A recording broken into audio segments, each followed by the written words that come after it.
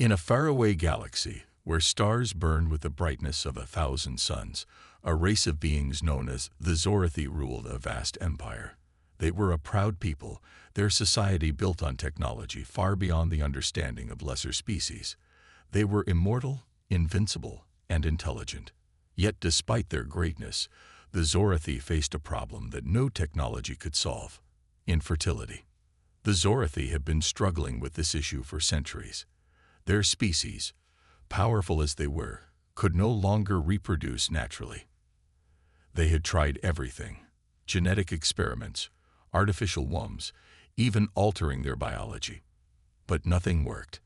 A handful of Zorathi could give birth, but these births were rare and precious. Most of their kind could not carry children. The Zorathi had accepted this limitation for generations, but the birth of a new generation was now an impossible dream. Among the Zorathi was a High Lord named Kale. He had everything that anyone could want: power, wealth, respect. But there was one thing he could not have: children. His wife, Lyra, was beautiful and wise, a woman of unmatched grace. Yet she, too, was unable to conceive. The pain of their failure weighed heavily on them both.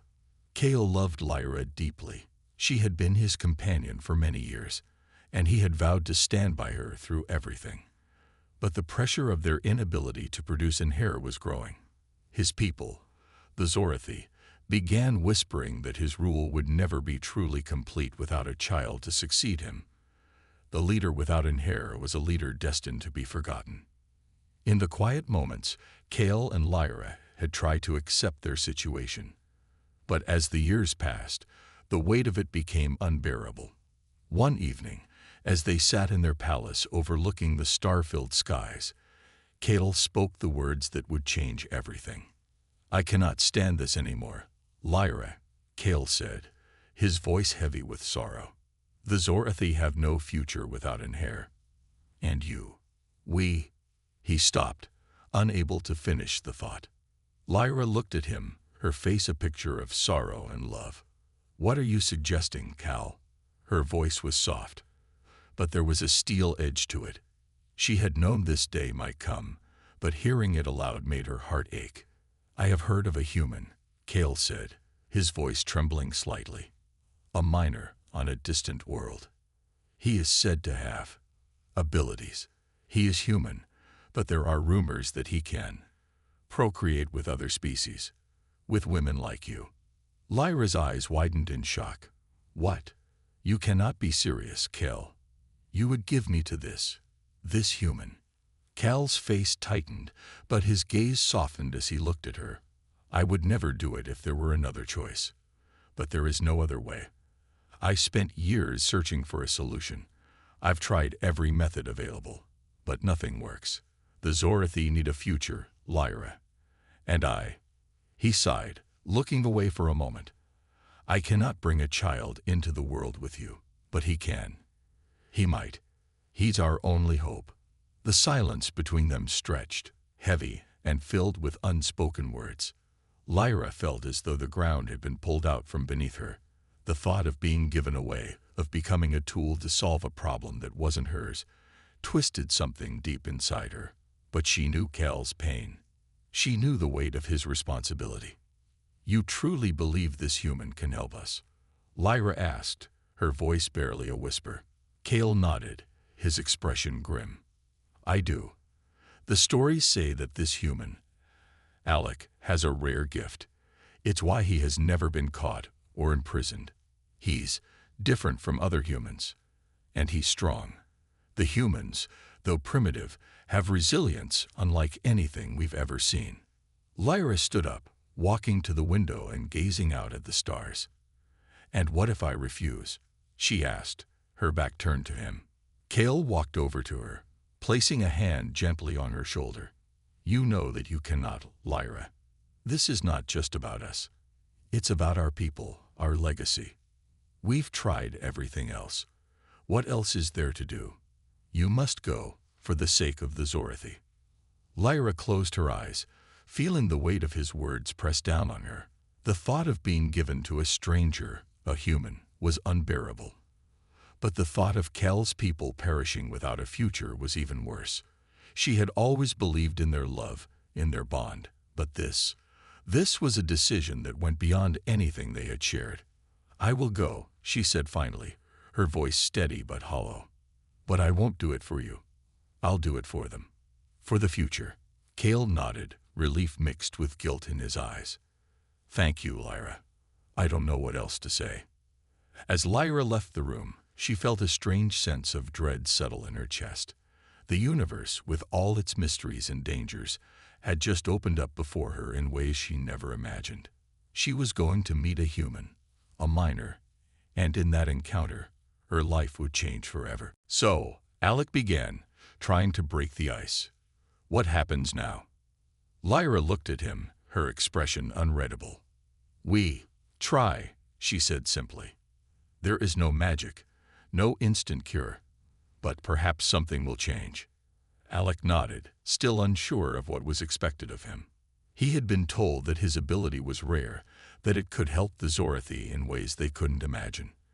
But all he had were his instincts, his ability to survive, to adapt. He had no idea if it would be enough. The hours passed slowly as they talked. Lyra told him about the Zorathi, about their history, their struggles, and the curse that had plagued their race for centuries. She spoke of the pain of being unable to conceive, of the loneliness that had come with it. She didn't speak with bitterness, but with a quiet acceptance, as though she had long ago made peace with the fact that she may never have a child. Alec listened, absorbing everything. It wasn't hard to understand why she had agreed to this. The Zorathi were a proud people, and the pressure on Lyra to fulfill her role had likely been unbearable. It wasn't just about having a child. It was about the survival of an entire species. He could see that now. Later that evening, as the three of them sat around the small table, Cale spoke again, his voice low but urgent. "You will need to get closer, Alec. You must connect with Lyra in ways that go beyond anything you've done before. This is not about physical attraction, but about understanding, about trust." Alec swallowed, unsure how to respond. He had never been a man of words, and the idea of becoming so intimately involved with someone he barely knew felt daunting. But he knew that this wasn't about him. It was about saving the people, and for some reason, that thought gave him the courage he needed. "I'll do whatever it takes," Alec said quietly, his eyes meeting Lyra's. Her gaze softened once more, and for the first time since they had met, he saw a hint of something like hope in her eyes. The days that followed were tense, filled with uncertainty and quiet conversations. Alec and Lyra spent time together, but the connection that Cal had hoped for remained elusive. It wasn't that they disliked each other, far from it, but something about the situation made it difficult for them to truly connect. Alec, a simple miner with no experience in matters of royalty or aliens, struggled with the enormity of what was being asked of him. Lyra, for all her beauty and grace, carried a heavy weight that made her seem distant and unreachable. Alec had learned a lot about her over the past few days. She was intelligent and compassionate, but there was a sadness in her eyes that he couldn't ignore. It wasn't just the infertility, though that was a huge burden. It was something deeper, something that made her seem like she was carrying the weight of an entire empire on her shoulders. Despite their best efforts, the distance between them remained. Every time Alec tried to speak to her, she would respond politely, but there was an invisible wall between them. Lyra wasn't cold, but there was a hesitancy in her manner that made Alec unsure of how to move forward. One evening, after a long day spent discussing possible methods to help her, Lyra sat by the window of Alec's cabin, staring out at the horizon. The twin suns were beginning to set, casting long shadows across the barren landscape. Alec stood at the door, watching her, unsure of what to say. He knew she was struggling, but there was little he could do to ease her pain. "Lyra," he said softly, breaking the silence, "I know this must be hard for you. I don't fully understand what you're going through, but I want to try." Lyra didn't look at him immediately, but after a long pause, she turned her head toward him. Her face was soft, but her eyes held a mixture of emotions, sadness, but also something that seemed like hope. "I never imagined my life would be like this," she said quietly. "I was born into a world of power and expectations, a world where nothing is ever simple. I've always been told what to do, where to go, how to think. But this—" She paused, her voice breaking slightly. "This is beyond what I could have ever prepared for." Alec took a step forward, drawn to her words. "You don't have to go through this alone," he said, his voice gentle but firm. "I'm here to help, even if I don't know how. I don't know what kind of connection you're looking for, but I'll try. We don't have to do this the way they expect us to." Lyra turned to face him fully now, and for the first time, Alec saw a flicker of vulnerability in her gaze. She wasn't just a queen, a ruler of an empire. She was a woman, struggling with something deeply personal. The Zorathi were about to face an unimaginable future, and so was she. Alec had always preferred solitude. As a miner on a remote world far from the bustle of civilization, he had grown accustomed to the quiet hum of the mining equipment and the constant weight of the dusty air. He worked long hours, digging deep into the planet's surface for precious minerals that powered the galaxy's vast empires. His work was hard, but it was all he knew. There were no distractions here, no luxury, no fame, just the endless grind of his tools against stone. His cabin, a small and weathered building near the mine, was his only retreat. It was sparse, practical, with nothing more than the basics: a bed, a table, a few old books, and a collection of simple tools. He had no need for much else. In fact, he found peace in the emptiness, peace in knowing that he was far from the politics and struggles of the great empires that ruled the galaxy. Here, he was just another worker, living day by day. But Alec's life was about to change in a way he couldn't imagine. It started when a small group of Zorathi appeared on his doorstep one evening. At first, he thought they were just travelers, perhaps Zorathi traders passing through. But when he saw the flash of their armor and the sleekness of their ships in the distance, he realized this was something much more serious. The leader of the group, a tall and regal figure with piercing blue eyes, introduced himself as Kale. His voice was calm, yet there was an unmistakable authority behind every word. Alec stood, confused but intrigued, as Kale spoke. "We have come to make you an offer," Kale said, his tone neither friendly nor hostile. "A gift, if you will, from the Zorathi Empire." Alec wasn't sure what to make of the words. He had heard of the Zorathi, of course. Everyone in the galaxy had. Their empire spanned countless star systems, and their power was unmatched. But he had never expected to be involved with them, especially not like this. Kale explained that the Zorathi were a proud people, yet they were facing a crisis. Their race had been struggling with infertility for generations. The entire species could no longer reproduce naturally, and no medical advances or experiments had been able to reverse this curse. They had tried everything: genetic modifications, artificial means, but nothing worked. That was when Kale revealed the reason for his visit. He had come to offer Alec something that no one else could. It seemed absurd at first. Kale spoke of Alec's strange ability to sire children with other species, something that baffled even the most advanced scientists of the Zorathi. Alec had heard rumors of humans with strange abilities, but he never thought they were true. Alec's confusion only deepened as Kale's words continued. "Your kind, humans, have an advantage," Kale said. "There is a rumor among our people that you possess a rare gift, one that allows you to connect with beings of other species in ways we cannot. It is this gift that we seek." The more Kale spoke, the less Alec understood. He had no idea what this gift was, but he wasn't about to make any rash decisions. He had lived his entire life far from the Zorathi's reach, and the idea of helping them seemed impossible. "And what do you want from me?"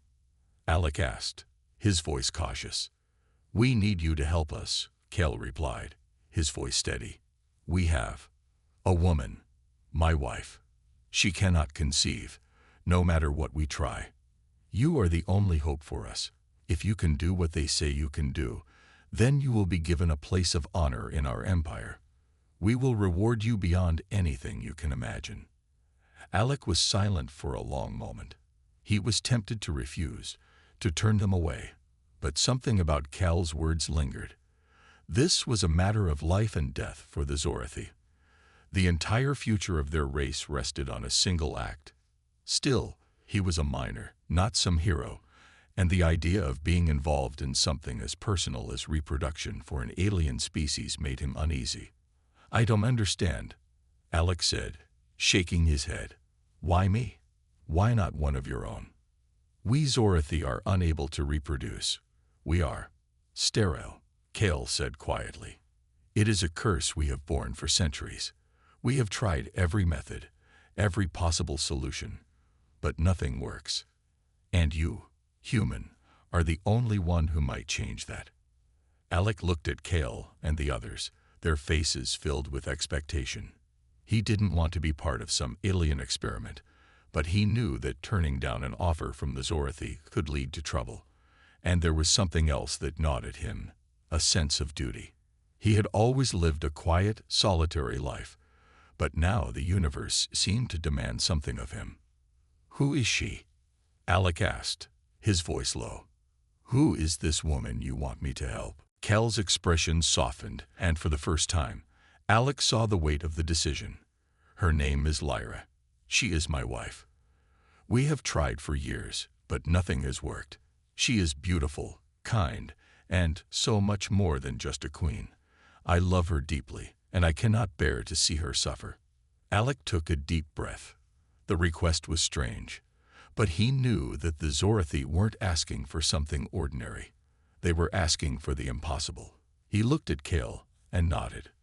"I'll do it," he said, his voice steady despite the swirl of thoughts in his mind. "But I'm not doing it for power or fame. I'm doing it because it seems like the right thing to do." Cal smiled, a look of relief crossing his face. "You will not regret this, human. You have our word." As the Zorathi left, Alec stood by the doorway, staring out at the stars. What had he gotten himself into? His simple life, his quiet existence, had just been turned upside down. But one thing was clear. The path ahead would be anything but ordinary, and Alec knew that nothing would ever be the same again. Alec had never imagined that his life could change so suddenly. One moment, he was working in the mines. The next, he was preparing to meet a woman from a race as ancient and powerful as the Zorathi. He had agreed to Cal's request, though he still couldn't fully understand why. It was all so strange. Now, the Zorathi were coming for him, bringing Lyra with them.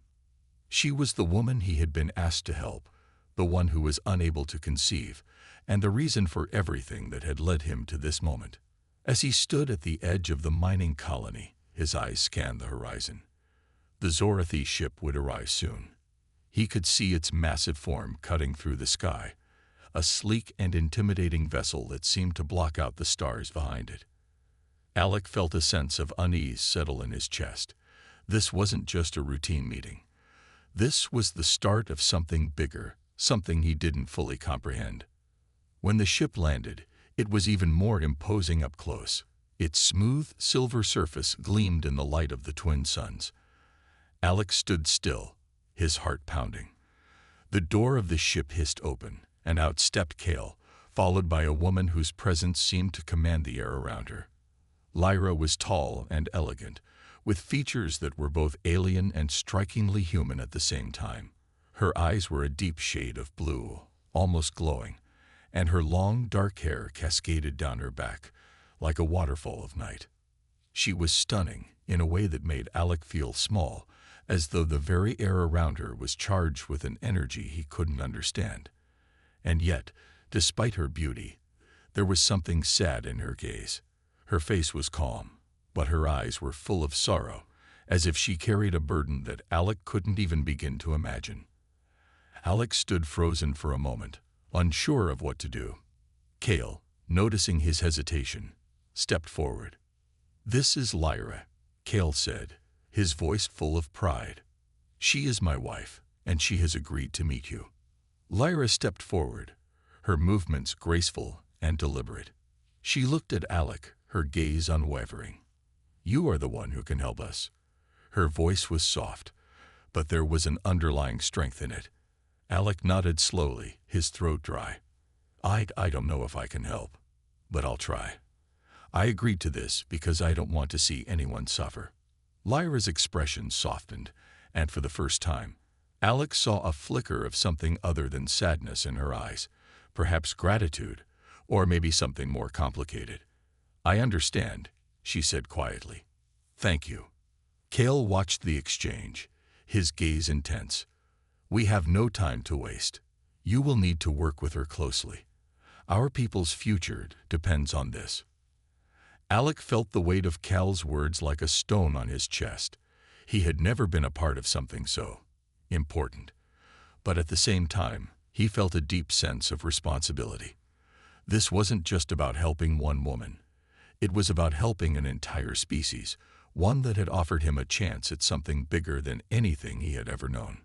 As Lyra and Cale made their way to the small cabin Alec called home, he couldn't help but notice how out of place they seemed. The Zorathi were creatures of luxury, accustomed to the finest things.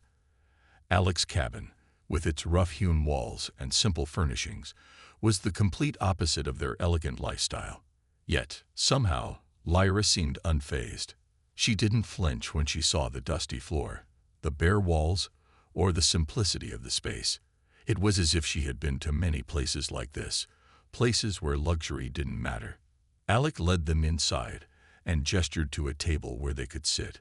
Lyra lowered herself gracefully into a chair, her eyes never leaving Alec. Cale, on the other hand, seemed restless, as if he were waiting for something. Alec felt the tension between them, a heavy silence that made it hard to breathe. "I've spent so much time thinking about what it means to be a ruler, to be the one responsible for an entire people. But no one ever told me that it would be like this," she said, her voice barely above a whisper. "That I would be expected to carry the burden of my people's future alone. I feel like I'm failing them. And I'm failing Cale too." Alec felt a sharp pang in his chest. He could see how much Lyra cared for her people, and how torn she was between her duty and her own desires.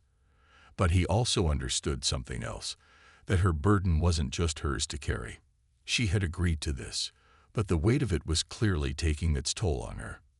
"You're not failing anyone," Alec said quietly. "I'm sure Cale loves you more than you know, and I'm here to help, whatever that means." For a long moment, they simply looked at each other, the silence between them heavy with unspoken thoughts. Finally, Lyra broke the quiet. "I've been scared," she admitted, her voice trembling slightly. "Scared of what it means to be vulnerable, to trust someone like you, someone I don't know. It's easier to hide behind my role, behind my people. But that's not what this is about, is it?" Alec shook his head slowly. "No, this isn't about power or duty. This is about us. It's about what we can offer each other, even if it's just a moment of understanding."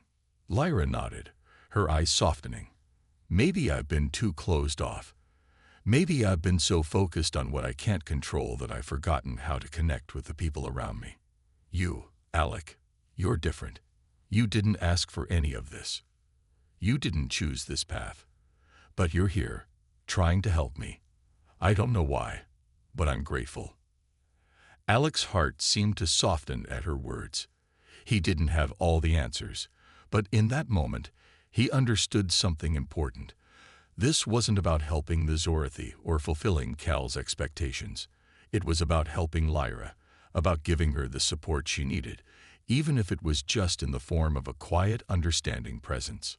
"Maybe that's all we need," Alec said softly, "just to be here for each other." For the first time since they had met, Lyra smiled. It wasn't a wide, radiant smile, but it was real, and it made Alec's chest tighten in a way he didn't fully understand.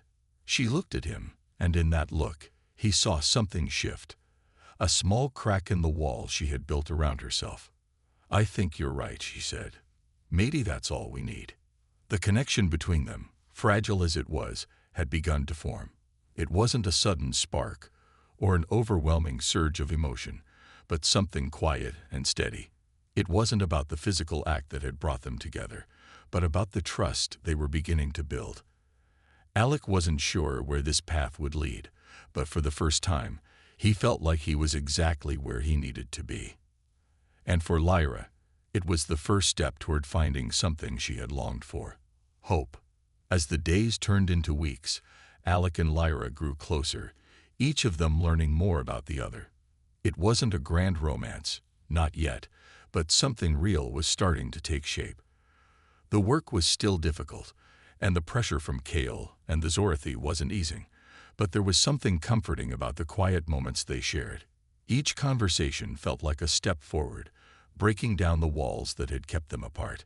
They were no longer strangers. They were two people trying to find their way through an impossible situation. Alec spent more time with Lyra, listening to her talk about her life and the Zorothy Empire. She told him stories of their ancient history, their culture, and the weight of responsibility she carried as the wife of the Zorothy king. The more he learned, the more he understood just how heavy that burden was. Lyra wasn't just a queen. She was a symbol of her people's survival, a constant reminder that they needed her to bear children, to give them hope for the future. For her part, Lyra had begun to open up in ways she hadn't before. She no longer seemed so distant, so untouchable. In Alec, she had found someone who wasn't afraid to ask questions, who didn't treat her like royalty, but as a person, a woman in pain, struggling to find peace. One afternoon, as they sat together in Alec's small cabin, Lyra turned to him with a serious expression. "Alec," she began, her voice quiet but steady, "I've been thinking." Alec looked up from the book he had been reading, his brow furrowing. "What about?" "About us," she said, her eyes searching his face. "I've been afraid. Afraid of getting too close to you, of letting myself believe that there could be something more than just what Kale asked of you. But now, I see that it's not just about that anymore." Alec set the book aside, his attention fully on her. He had noticed the change in her over the past few days. She seemed more at peace, less burdened by the weight of her role. But this was different. This was more than just a shift in her demeanor. This was a deeper realization. "Lyra, you don't have to explain," he said softly. "I'm not here because I'm trying to fulfill some prophecy or play my part in a grand plan. I'm here because I want to help you. I want to help you find the peace you deserve." She looked at him for a long moment, as if weighing his words. Finally, she nodded. "I've been so focused on what I couldn't have, on what I was told I needed to do, that I forgot what it means to truly live. I forgot what it means to connect with someone, to feel like I'm not alone." Alec reached across the table, gently taking her hand. "You're not alone, Lyra. Not anymore." The air between them seemed to crackle with unspoken emotion, and for a moment, neither of them spoke. It wasn't the kind of love that Alec had imagined, a fiery, sudden burst of feeling. It was quieter than that, softer, yet powerful in its own way. He wasn't sure where it was going, or what it meant for their future, but in that moment, he knew that what they were building was real. That evening, after the sun had set and the stars began to fill the sky, Lyra and Alec stood outside the cabin, gazing up at the endless expanse. The wind was soft, carrying the scent of the desert air. Alec had always found peace under the stars. There was something humbling about the vastness of space, the way it made all of his worries seem small and distant. "Do you ever wonder," Lyra asked, her voice thoughtful, "if we're all just passing through? That maybe, no matter how hard we try, we can't control everything." Alec looked at her, surprised by the question. "All the time," he said. "I've spent most of my life in the mines, doing what I was told, never really thinking about anything beyond the next day's work. But now it feels like I'm starting to see the bigger picture. Like for the first time, I'm part of something that matters." Lyra smiled softly. "You're more important than you know, Alec." He shrugged. "I'm just a miner. I don't have a grand purpose, not like you do. Maybe not, she said, her eyes meeting his. But you're helping me in ways I didn't think were possible. You've reminded me of something I lost along the way, the ability to hope. Alec felt a warmth spread through him at her words. He had never thought of himself as someone who could give hope to another, but now, as he looked at Lyra, he realized that he had already done more than he ever expected. They had both given each other something they hadn't had before: hope, understanding, and a sense of belonging. The quiet connection they had formed was slowly starting to take shape into something deeper, something more than just duty or obligation. There was no rushing it, no sudden spark. But every day, it felt a little more real. The next morning, after a long night of talking under the stars, Alec and Lyra woke to the sound of footsteps approaching. It was Cale, coming to check on them. He had been keeping his distance recently, but Alec could tell he was still concerned. When Cale entered the cabin, he glanced at both of them, his sharp eyes observing the change in the air. I see things are progressing, Cale said, his voice careful. Alec nodded. We're getting there. Slowly. Lyra looked at her husband, her expression soft but resolute. Cale, we've been talking, and I think Alec is right.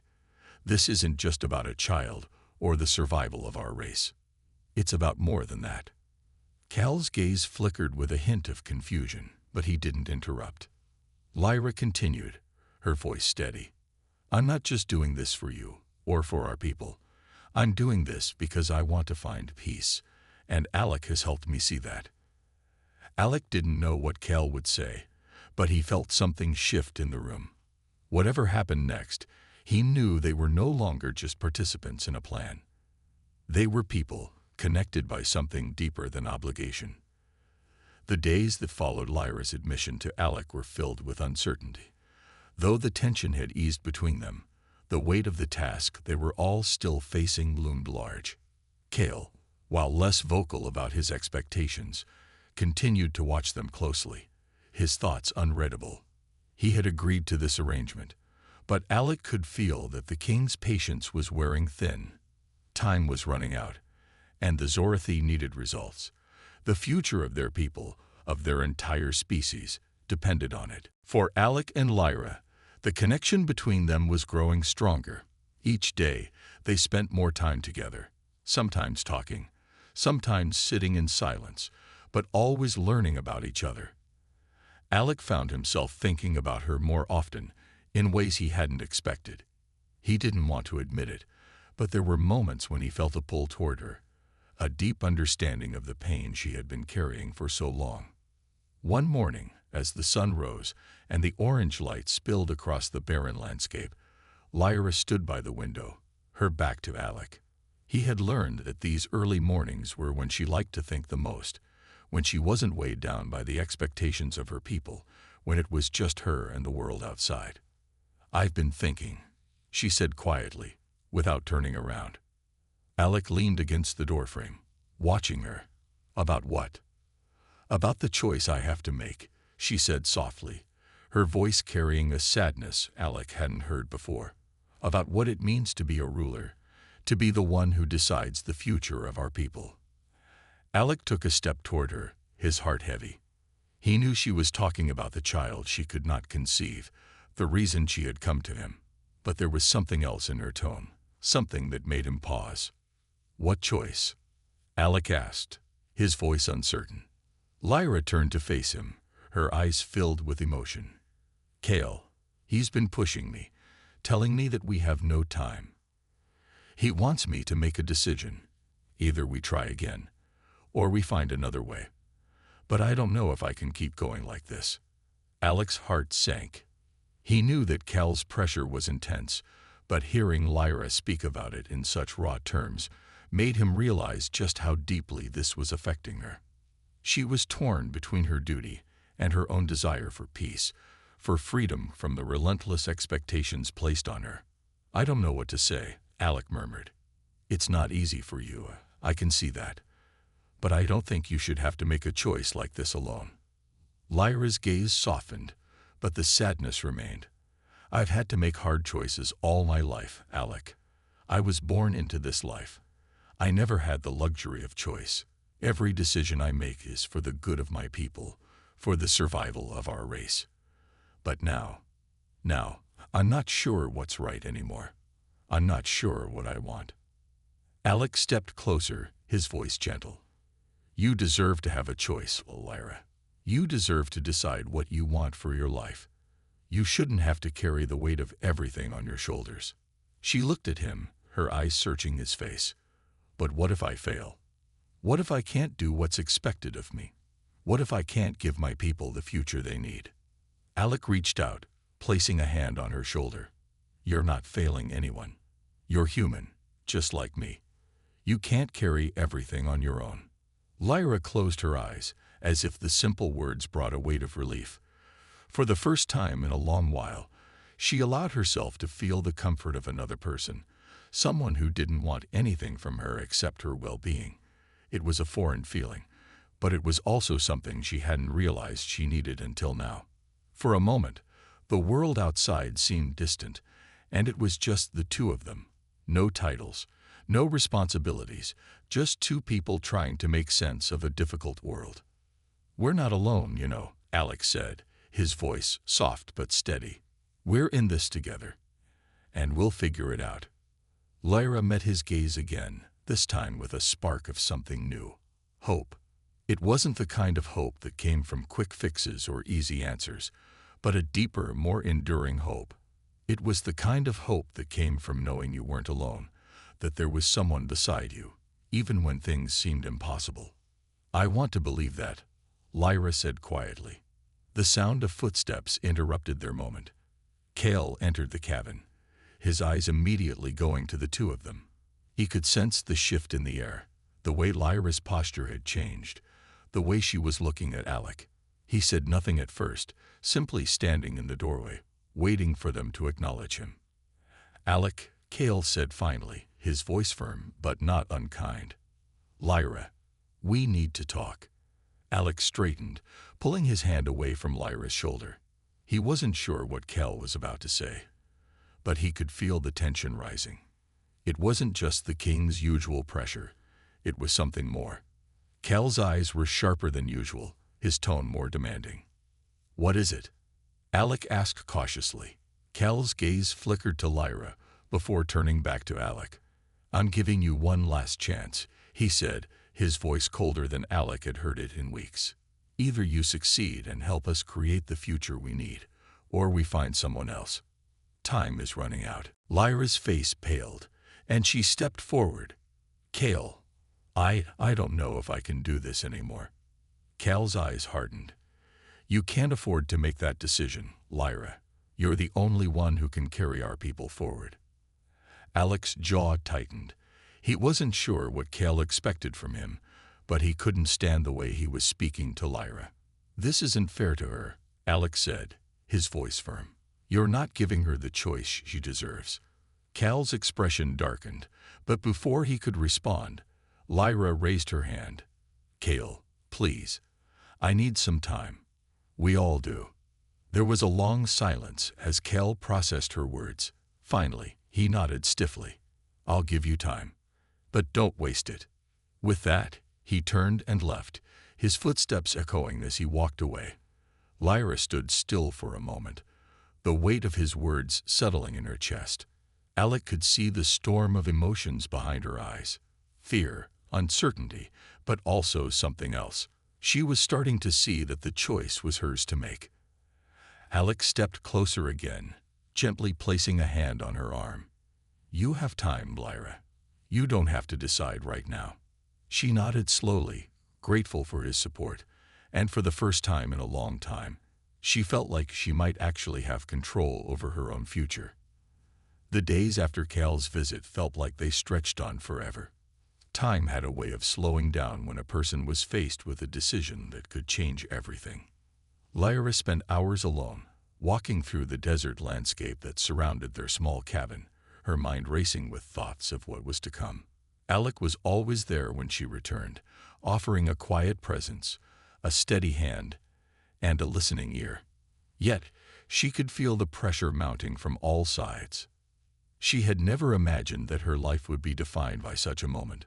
She had been raised with the belief that duty came first, that the future of her people rested on her shoulders. But now, as she stood at the crossroads of her own desires and the needs of her people, she wasn't sure where her responsibility truly lay. One afternoon, as the sun dipped low in the sky, Lyra returned to the cabin, her face drawn with exhaustion. Alec looked up from the small table where he had been working, his eyes softening when he saw the weight she carried. "Lyra," Alec said quietly, standing to meet her. "You've been out there for hours. What's going on?" She shook her head, her eyes tired but determined. "I've been thinking. A lot." Alec nodded, sensing the storm inside her. He didn't push her to speak right away. Instead, he simply waited. The silence between them was thick with unspoken words, but it wasn't uncomfortable. It was a space where Lyra could process, could breathe without feeling rushed. Finally, she spoke. "I've realized something important," she said, her voice low but clear. "I can't keep running from this responsibility. I can't keep letting my fear control me. But I also can't ignore my own needs anymore." Alec's heart skipped a beat. "What do you mean?" Lyra turned to face him fully, her gaze locking onto his. "I've spent so long trying to be everything for everyone else. I've been trying to give my people what they need, but in doing so, I've forgotten what I need. I've forgotten what it means to live for myself."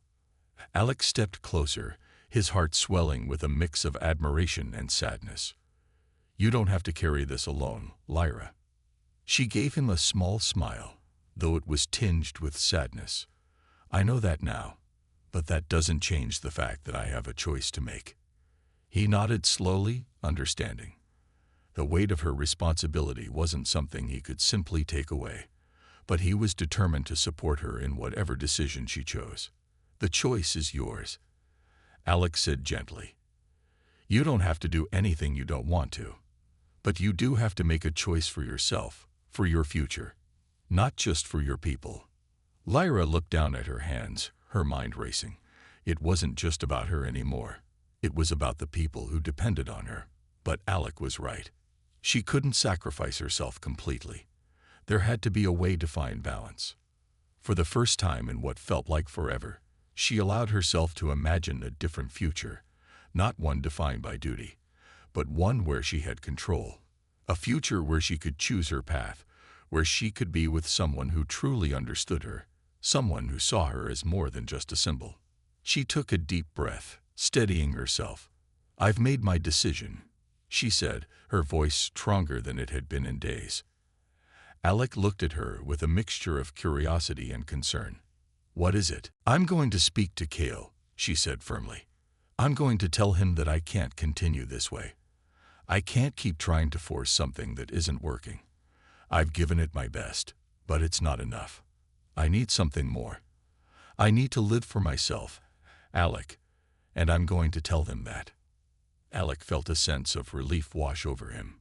He had known she was strong, but this was something else.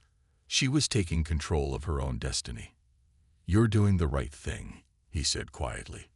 Lyra nodded, her expression resolute. "I hope so. I can't promise that it will be easy, but it's the only way forward. I can't live in the shadow of my people's expectations forever." That evening, they sat together, the quiet of the desert night surrounding them. Alec stayed by her side as she prepared herself for the conversation that lay ahead. The tension was palpable, but so was the hope. Lyra had taken the first step toward freedom, and Alec knew that no matter what happened, she had to follow this path. The next morning, after a long night of reflection, Lyra and Alec made their way to the royal chambers where Cale waited. She could feel her heart pounding in her chest, but she held her head high, determined to face whatever Cale would say. When they entered the grand hall, Cale stood by the large window, his back to them. He didn't turn around immediately, but spoke in a low voice. "I knew this day would come." Lyra took a deep breath and stepped forward. "Cale, I've made my decision. I can't continue this way. I can't keep trying to force a future that isn't mine to shape. I've done everything I can, but now, I need to do something for myself. Cale turned slowly, his eyes narrowing. What do you mean? I mean that I'm no longer willing to sacrifice everything for the survival of our people, she said, her voice steady. I will still do my part, but I can't be your tool, your pawn, or the symbol you want me to be. I have to make my own choices now. Cal's expression hardened, but there was a flicker of understanding in his eyes. You're making a mistake. I don't think so, Lyra replied firmly. I'm not abandoning my people, but I have to live for myself, Cale. And if you can't accept that, then maybe it's time for me to step away. The silence that followed was thick with tension. But finally, Cale spoke, his voice quieter now. I can't change your mind, can I? No, Lyra said softly, but firmly. You can't. For a long moment, Cale looked at her, and then, surprisingly, he nodded. Then, I wish you the best, Lyra. I'll find another way. But I won't forget what you've done.